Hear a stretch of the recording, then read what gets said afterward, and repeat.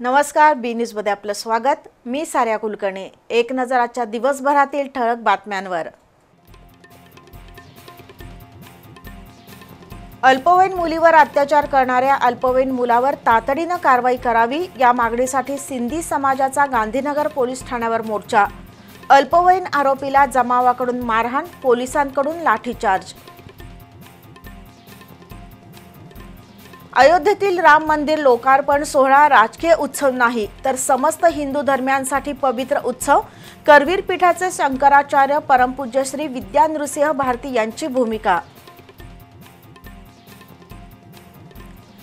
मोटरसायकलवरील नियंत्रण सुटल्याने खोची इथल्या 68 वर्षीय बाळासो बाबूराव वाघ यांचा जागीच मृत्यू। भेंडवडे गावाजवळील दुर्घटना। कोल्हापुरातील शहाजी उद्यानाची दुरावस्था, उद्यानाची डागडुजी करून कायमस्वरूपी माळी आणि वॉचमनची नियुक्ती करावी, भाजप महिला मोर्चाची मागणी।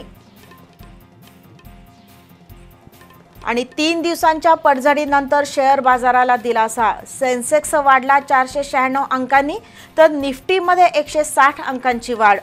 शेअर मार्केटच्या इतिहासात प्रथमच शनिवारी म्हणजे 20 जानेवारीला शेअर बाजार सुरू राहणार।